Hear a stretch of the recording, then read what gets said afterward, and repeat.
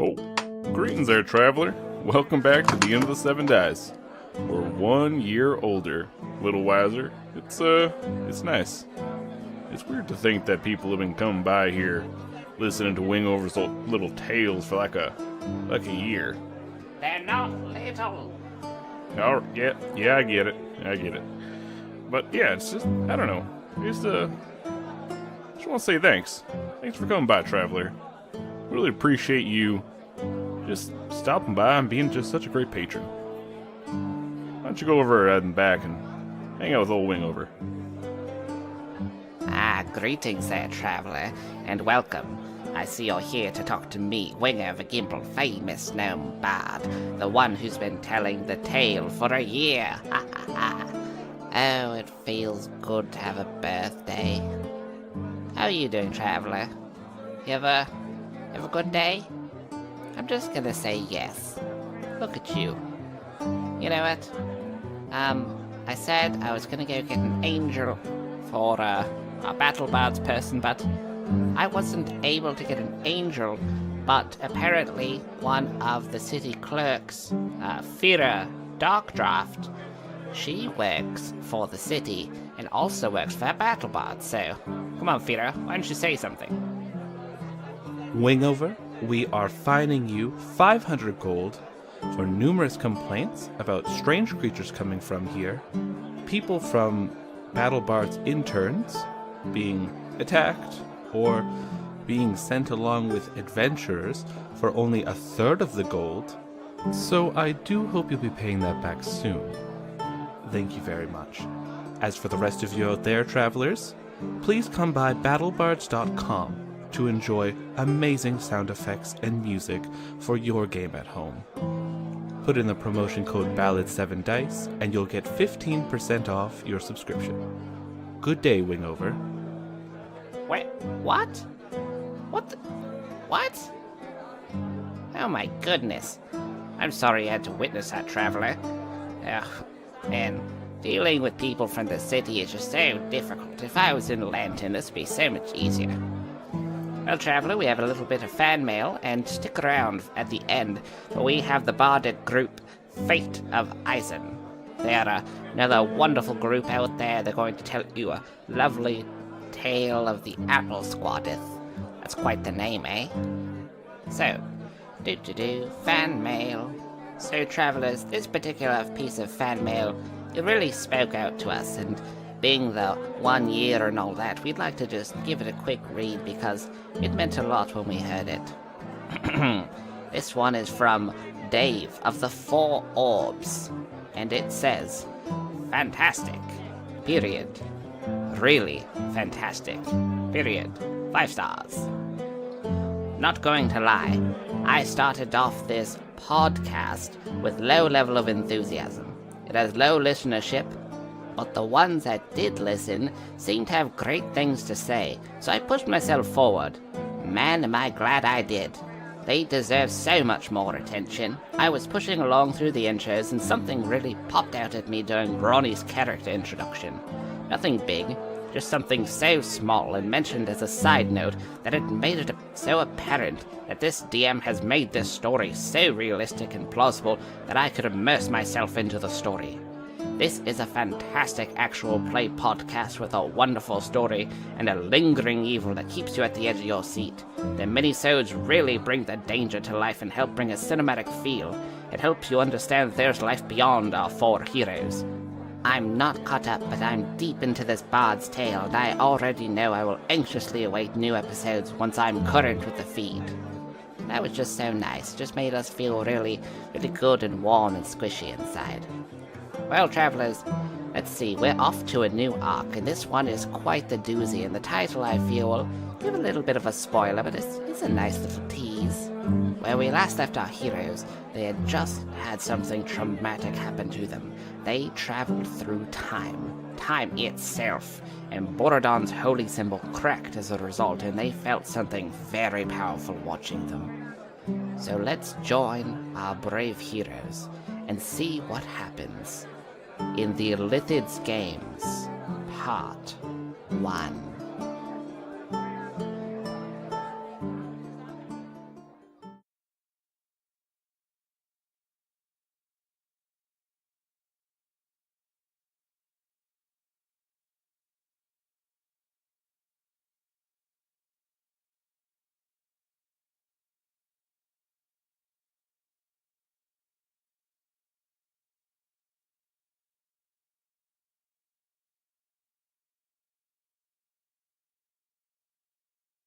Where we last left off, you guys had just made it back to New Dawn with the map after having one hell of a long trip. And upon meeting Doomsayer for the second time, Kelsar for the first, you had gotten into a bit of a conflict with him. Bordon had a problem with having to have a different authority figure and bow down to him, and Ronnie was just Ronnie. And resulting in quite a large issue where they almost got jailed. Bordon decided to push his powers and turn back time. With a very successful roll, you managed to turn back time up to the point where Doomsayer was coming back out. Whereas then you talked to him, you managed to all get your rewards, and everything's okay, and you told them that you swapped out the map in a moment of guilt. And just as Doomsayer was leaving, and you guys had felt those eyes on you when you had turned back time, Bordon looked down at his holy symbol and noticed a large crack in it. You know, there's a silver lining to all this, I just realized. I don't have to be responsible for you two anymore. Be responsible for us? Why? I mean, I understand Ronnie, but me? Well, because before you turned back time, I was supposed to be responsible for both you and Ronnie. No, that's not the case. Oh, okay, sorry, yeah. That's not the case anymore. Yeah, thank God, Dave. Yeah, no, that's good. No more babysitting. Yeah, I don't have to babysit you. How were you going to do that anyway? By sticking a dog on you, apparently. How was I going to do it? Well, we have our ways. We? Yeah. But that's not a problem anymore, so... And, hey, another good thing. You guys are more powerful now. You have magical items, which means long term, I mean, we have a bit more of an edge. So, yeah, it's good. I guess, but I'm a little bit concerned about what happened to my holy symbol, though. Yeah, none of you guys noticed that. That's a you problem. No. There is no you in this relationship, my friend. There is only us. You guys are stuck with me as I am stuck with you guys. Okay, I have to say that... Suddenly Ronnie's looking like a pretty good guy right now. I always was. In a moment of pure greed and rage, I know that I may have not taken the right decisions You think? while I was hot-headed, but you have to understand that he wasn't being very considerate with us as well. Yeah. I mean, everything is fine now, at least on this dimension, or whatever I do. Seriously, I have no idea what I'm doing. An awkward mage walks up, kind of waves you guys. Hey, whenever you're ready, I can send you back to Sanctuary. That'd be delightful, thank you. You just zap us there? Yeah. A bunch of people with really cool powers. I mean, there had to be a few of us that could just open portals. Why'd you just zap us to the damn caravan? Because we didn't know where exactly it would be. That was the point of Opus. So he holds out his hands, there's a little bit of crackling energy, and this portal opens. It's not as elegant or fancy as the ones Astoria or Elwyn makes. It's a little wobbly around the edges, but it's open large enough for you to walk through, and on the other side you see the Chosen's main garden area. Perfect. Yes, I'm glad that we don't have to actually walk back. Because narratively, you guys constantly walking everywhere is really boring. Yeah. Yes. Thank God for what? So you guys walk through this portal, and the portal quickly closes behind you once again, as Ronnie goes in last with like a crack, and it just quickly closes behind him. Yeah. From the other view of the portal, a guy's like holding his hands, going "ow," and you guys are now standing in the gardens of the Chosen. I guess we should report back. About midday, like maybe 2:00. No, but we should report back to the... Yeah, sure. I think so too. Like, to be honest, I wanted to talk to... What was the name of that creature that could... I think he could read minds or something? Albedo. Yeah, I think I'll need another session with Albedo. But I'm really concerned about... Did you guys see... Like, did you guys feel you guys were being watched during the time travel? Yeah, now that you mention it, now things have calmed down. Yeah, that... I felt that too. That's uneasy. I really hope like those items are worth it, because I may have fucked up something like real big. That's possible, but maybe you should just consider being a little bit more careful with your time, Skip. Maybe not using it so loosely, because maybe it reveals us to our enemies. Maybe. I guess. I mean, I'm not saying that I did it right. I'm just saying that I haven't done that before. MZ, Hmm. make me a knowledge arcana check. So to be honest, that was bound to happen at some point, right? So I'd rather test it in a situation where we didn't have a lot to lose, you know, because I guess that's a good point, but I guess now that we know, we should be more conservative careful, with how we use it. for sure. I'm on fire today. You're spending all your good rolls on shit stuff. What'd you get? 21. I rolled a 19. You think to yourself for a moment, as these guys are talking, they're saying, yeah, we felt something watching us, and you felt it too. And you're thinking, because he asked you if anyone else knew about chronomancy, and you're thinking a lot about the astral plane and where you're from. It got your mind to start spinning in that kind of direction.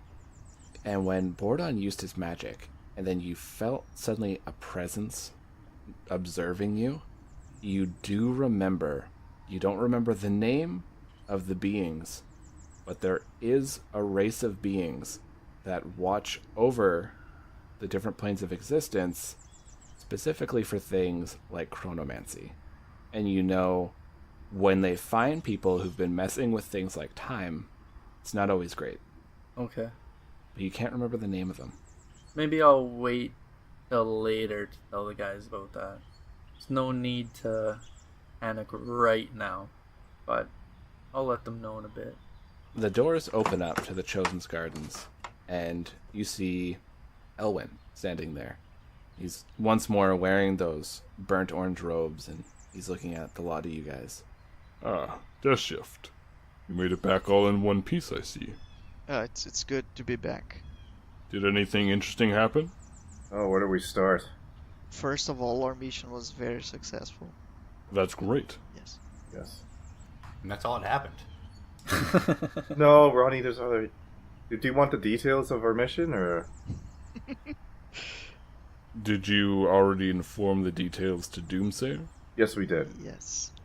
I'll be getting a report soon, that's alright. Alright. As long as you're okay, and you're safe, that's what's important. Yes, thank you.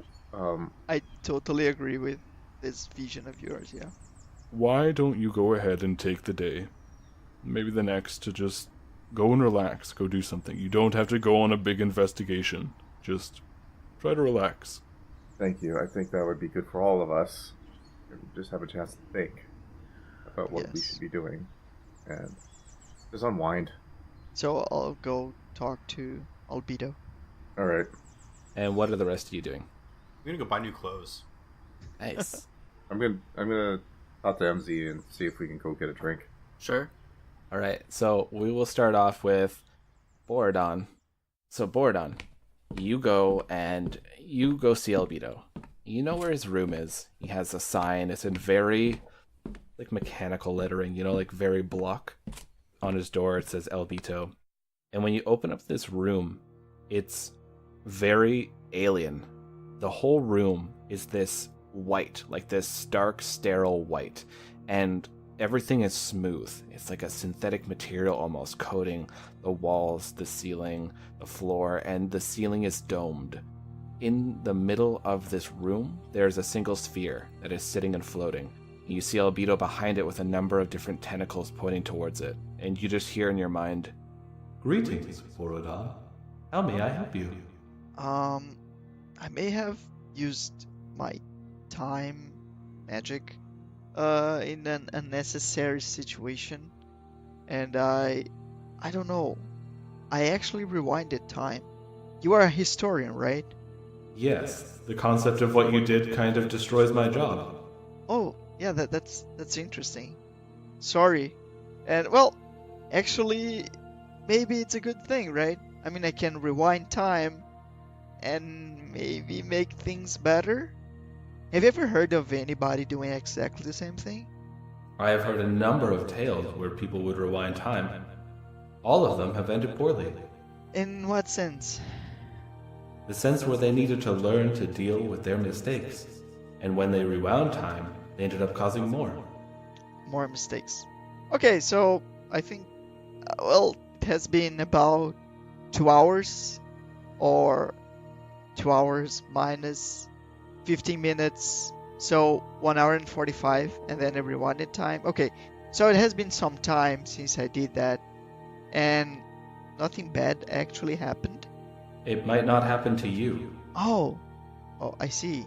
Okay, so is there any way? Because that's the thing. I sort of felt like I was being watched after I rewinded time. Yes. So, yes, in a sense of you knew about that? A number of powerful beings would be interested in chronomancy and who would be using it. So, on a scale from 1 to 10, how much in trouble am I? Depending on the being that watched you. If it was your own god, then you should be fine. But if it was, say, an evil deity that coveted your powers, I would worry. I guess. I don't know. Do you think your god was watching you? I don't know. I mean, that's the thing. I don't think so. Because my holy symbol, and then I show him my holy symbol. He floats closer to you. It has a crack on it now. It seems your god was watching. You think so? When a cleric's holy symbol becomes damaged, and not through physical means, through just spiritual, it means your connection to your god is damaged. Oh. This is something that you'll need to repair. It's a damage in your faith. How? I mean, I did not go against him. When he gave you these powers, he probably trusted you to use them for a good purpose. Do you feel that you used them for a good purpose? I feel that I used it fairly. Then I'm not sure. Is your god a fickle god? Do you find your god unjust? No. Whimsical? Chaotic? No, he's actually not. So do you feel that he would make a move that would just be to spite you? I guess. Now I'm feeling, I don't know, like, I should have not done what I did. But, I mean, I was just hot-headed, and I know that I shouldn't be using my powers for, like, simple things. Perhaps you should reflect on this. By doing good to your god, by doing good to yourself and those around you, I'm sure it will help repair this damage that's been done. But if you continue on the path that you seem to be walking, I fear you may lose that connection to your god. I guess you're right. The path of the cleric and the path of the paladin is a very difficult one because it's a path of faith. It's a two-way street between a deity and a person. Both parties need to be meeting one another's needs and following the same principles and guidelines. I guess you're right. I mean, it's just not easy, being tossed around. And I mean, I was a prince until 3 months ago. I understand, Bordon. I watched my entire homeworld be destroyed, and then I watched the second world I called home be destroyed. Yeah, I think I used it like in a petty situation. You know what? I think I'm gonna donate like this money to do I have a church here? I mean, I'm just asking you, Lucas.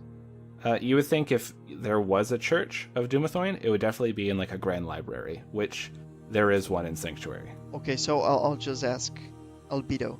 Do you know if there is like a church of Dumathoin here? One moment. You see him float back to the orb, and he places 2 tentacles on it. You see it glow for a moment, and he removes his tentacles. It is located in the Royal Library. It's just near the castle, at the center of the city. I think I'll go there. That would be wise. Yes. And I'm sorry. Yeah, thank you for your time. Of course. Be safe, Bordon. Thank you. Same to you. And as you leave, they just motion and the door closes behind you.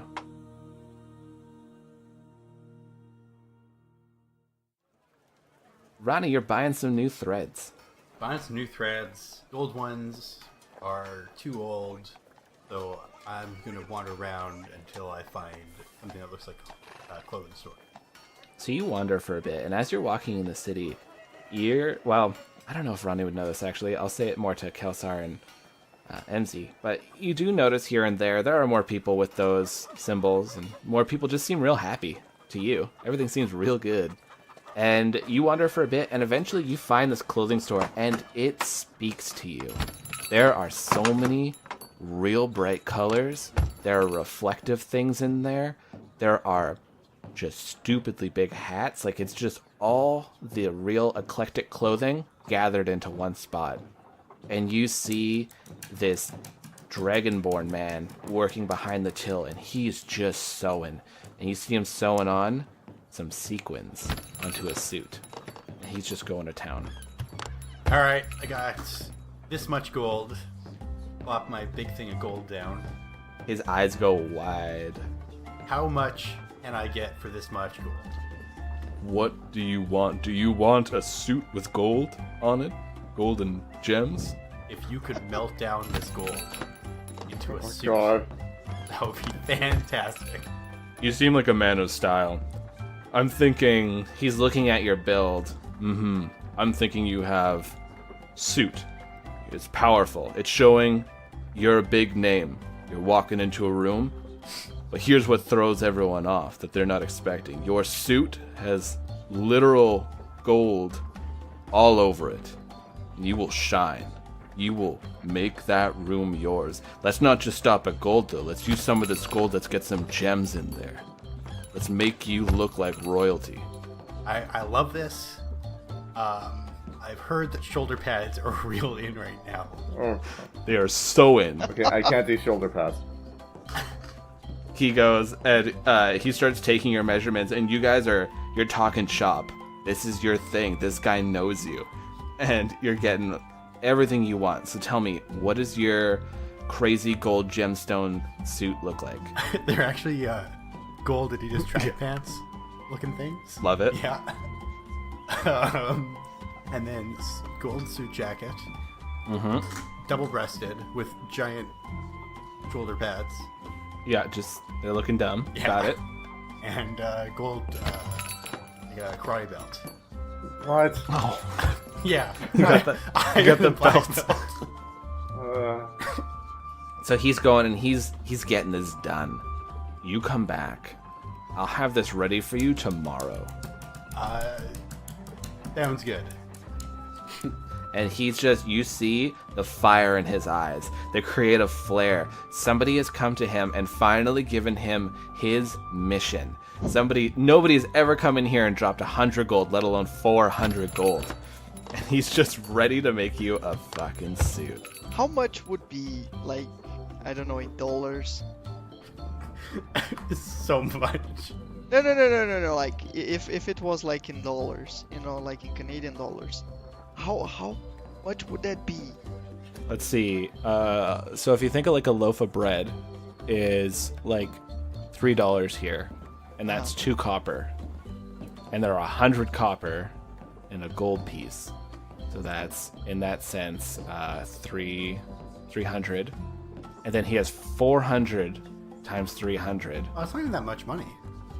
Yeah. Yeah. It's still, but to your average place that, is dealing with people dying of different things outside. But also, like, it loses none of its value because it's still gold. I'm just wearing that gold. Right. It's I protected. mean, some of it's going into getting different materials, but yeah, he still has gold on gems him. are gems, Yeah. That's a great excuse. Gems are Yeah. gems. gems are gems. Ronnie dumped like thousands of dollars towards this suit, but he'll look great. He'll look like he's fucking royalty coming from somewhere, because a normal royal suit is like 200 gold. He just went and spent 400. He's gonna be more royal than Borodon. Jeez. Jealous? My arms are gold.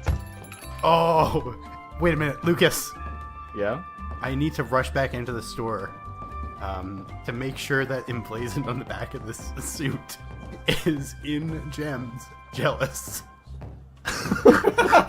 How close is it to the ass? Yes. No, I think it has to be across the back. Okay, Are we talking diagonal or straight across? Straight across, shoulder to shoulder. My giant shoulder pads leave Love it. for it. So giant gemstones, all saying jealous on his back. That's Got like it. a tramp stamp, right? I'm Made doing Jewel. Ronnie's mini blast, just FYI.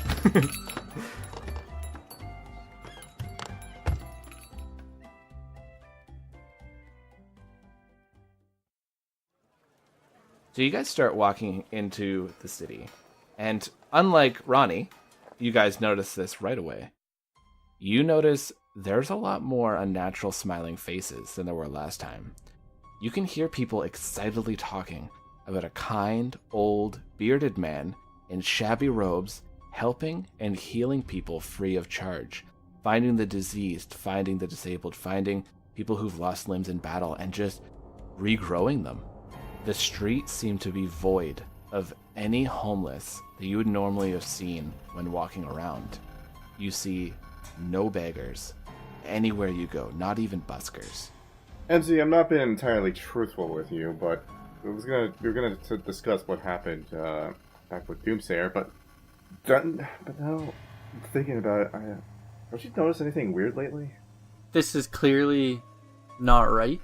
Like, everyone walking around smiling like this, like, it's just like how they were at the tavern. I'd say it's like 30% of the people you see now in town rather than like 10. Mm. I'm curious. Maybe we should head to the bar and see if bartender knows anything. Isn't that where you guys ran into a huge problem last time? It is. You're gonna go to the Vulgar Unicorn? Yeah. Let's head to the Vulgar Unicorn. Okay. You guys head on off to the Vulgar Unicorn. And walking through, yeah, you see the streets are almost cleaner. You look around, the guards seem to be a bit more on edge. They're looking around a little bit more. You guys get up to the Vulgar Unicorn and open up the doors. Inside here, there's just a lot of happy, smiling people. Not that creepy smile. Just more like like they're just having a good time. Like things seem like things are really looking up. And the lady, she's working behind the bar and she looks up. Oh, you guys again. Yeah. How are you? I'm doing a lot better. I mean, the guards came by looking for you guys just a couple weeks ago. What do you mean? Looking for your half-elf friend there. And kind of looking for you, I guess, a little bit. Oh, okay. Yeah, I think I know what this is about. I'm not sure. It was weird. They said that there was an explosion or something. I don't know. Yeah. Hey, have you noticed anything different lately? We've been gone for a little bit, so we've noticed there hasn't been any beggars since last time we were here. Any reason? Yeah, weirdest thing. There's been some guy coming around here, and he's been just healing people, helping people. Father, what's his name? Father Matt? Father Mink? I don't know. Starts with an M. But, yeah, he's been going around, this old guy. He's just been healing people. He looks kind of weird, but, I mean, he's a cleric of Lathander, and he's been helping out, and apparently all these homeless people got jobs. I don't know where, but somewhere. Hey, so you want a drink? I think I want my wits about me right now. Something just doesn't feel right. Okay. Does this bar serve food? You got it. Yeah. What would you like? What do you got? I'm starving. Right now we got a bit of a stir fry made up Ooh. from a few people who brought in some pretty goods Ooh. from our farmlands over there to the west. Stir fry sounds delicious. I'll have one of those, please. All right, perfect. And yourself? I don't mean to be rude, but are you a hobgoblin or I'm not sure what you are. My friend over here. Don't worry about me. And no, I don't want anything. And how much was it for the stir fry? It'll be a silver. All right. Sounds good. And did you want anything to drink? No. My friend said, yeah, we should keep our wits about. Okay. I'll give her 2 silver as a tip. Oh, I appreciate it. No problem. She hands you over a plate, and it's got a number of mixed veggies and a bit of meat in there and a pile of rice. Oh, God, it's been ages since I had a decent meal. I'm just sitting there watching everyone. Where's just this, kind of. where's this last time this, where's this, priest at? Where's this priest at? Where's this priest normally, Where's he normally located? Oh, well, he's around in the maze a lot, and I heard he goes into our farmlands a bit. Sanctuary is divided by a river in the middle, and on the left side of the river, there's a lot of farmlands, poorer residential, a graveyard, a horse track, just a lot of like bigger open area. Whereas the right side of the river is where a lot of the nobles live, middle class, and in the maze, also another area for the lower class. Oh, God. Oh, this is so good. Well, I'm glad you like it. Uh, Looks like you've been eating rations for a while. Oh God, let me tell you about rations. They taste like if crap took a crap, and then that crap ate that crap, and then became more crap. That's what rations taste like. Oh, well then, that's something. Yeah. So you have no idea how much of a godsend this is. MZ, you notice you're getting a few looks.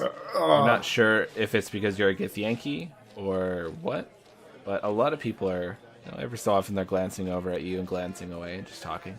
Yeah, I'm just kind of uneasy. I'm keeping an eye on people, keeping an eye on where their hands are, things like that. Almost anticipating a fight to break out any second, but... You guys are sitting there, and Kelsar's just scarfing down this food, and you're just really tense. The blood in your skin, you could feel it move around because you can manipulate it, so it's like it keeps pooling at your palms of your hands, like it just wants to spring forward into blades. You look around, you can't help but feel all these eyes on you, and suddenly the door opens, and there's a young man, and he marches in right towards you and Kelsar. He's like shuffling around in a messenger bag. Are you guys death shift? Are you here to interrupt my meal? Yes. Then we're not that I swift. got- Oh. He looks over at you, MZ. You're not death shift? And he's holding onto a letter. Take the letter out of his hand. Oh, okay. Yeah, so that is from... Sorry, that's from Lord Eimer Orlick. He's one of the lords in Sanctuary. He's requesting a meeting with you. Oh. Eimer Orlick. Who is he? Oh, he's one of the nobles of Sanctuary. He's an up-and-coming... He's the younger son, of course, but he leads a very powerful protection group for the prince. Okay. But he seeks an audience with you today. Alright, well... I need to get going. I need to go deliver this letter to the rest of your members. Alright. Have a good one. You see, he pulls out a little compass and he looks at it, and then he runs out the door. So, what do you think, Enzi? Should we head out to see him? Or maybe we should get more info? Yeah, let's go. Sounds like the others will show up eventually. I'm just about done. So, Ronnie, you just finished giving this guy the last directions for your amazing suit that you are elated about. And as you're stepping out, suddenly this young man comes running up to you, and he's looking pretty out of breath. Are you Ronnie O'Connell from Death Shift? Sure am. Perfect. I have a letter. One of the nobles of Sanctuary wants to meet with you today. Eimer Orlick. Okay, is that all it says? Yeah, it has the address on it. I can't read that address, dude. Oh, okay. Oh God. Do I have your permission to open it for you? Yeah, and then if you could just show me where I'm supposed to go. Oh. Okay. Why don't... Oh, okay. And so he goes and he opens up the letter and he's like reading it to himself. He's like, "Follow me, sir." He starts leading you along. Thanks. Bordon, you're making your way towards the Royal Library. You've heard from a few people in Albito where it is, so you can see the castle from pretty much anywhere where you're in the city, so it's easy to find. And you're walking towards it when a young man runs up to you, winded out of breath. Are you, Bordon from Death Shift? Who wants to know? I have a delivery for you, a letter. Yes, that's me. So he hands out the letter. It's from Eimer Orlick, a noble of Sanctuary. He wishes to have a meeting with you today and the rest of Death Shift. Do you have an idea what this meeting is about? I'm sorry, sir. No, I'm just a delivery man. I just finished walking the half-elf there. Okay. Help. You mean Ronnie? Yes, Ronnie O'Connell, sir. Okay. Do you know if he's going straight to, like, the meeting? He should be already there, sir. Okay. Are you going to go back to, like, where the meeting is placed? No, sir. I've already delivered the letter to Kelsar and MZ and Ronnie, and now I'm going to go back to my place of business. Okay. There's more letters that have to be delivered. Okay, perfect. Well, thank you very much. Of course, sir. And I give him, like, a gold coin. I really appreciate this. Thank you. Especially since I'm behind since I have to lead the half-elf there. Apparently he can't read, sir. I know. It's such a burden.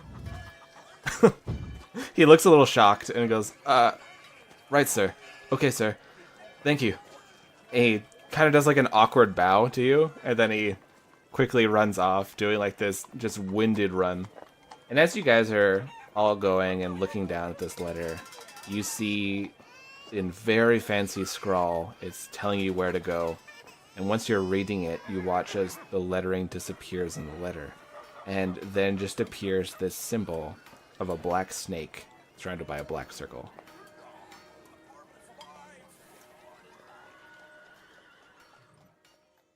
Well, travelers, I'm pretty broke now, but that was a good one, wouldn't you say?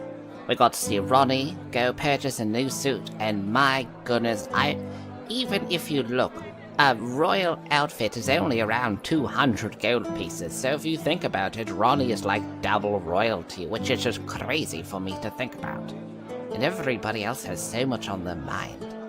And not to mention, when they have just a simple person come up to them saying, "Are you Death Shift?" Oh my goodness, they're so wary. Of course, except Ronnie, but I mean, that's a given, right? Water is wet. But, travelers, I do hope you enjoyed coming round this time and enjoying this nice time that we've had together. You've all been so supportive and made us feel just so darn good at making this podcast, and I just want to say thank you so much for all of your contributions, your shout-outs, every little thing. Just saying hi, even, it feels great. Thank you so much, travelers. And if you want to, throw some more help our way, why don't you go ahead and top on to the old iTunes and shove us a review. We would really appreciate that, traveler, and we'll give it a little shout-out here on the old Tales with Wingover. Also, if you're looking for a little bit of extra audio content, you're like, "Gee whirlikers, I just wish I had more of Death Shift and all the other crazy things that happens," then pop on over to our Patreon. There's lots of great things there, and anything that you contribute helps us get cool things like artwork and new things for like magic items to help us record these things so you can listen to them at any time of the day. Just cool things like that, and it helps out a lot, traveler.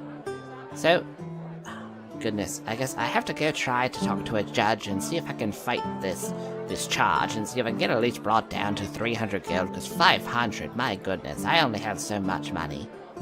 Alright, travelers, well, I'm off to the court. I bid you adieu.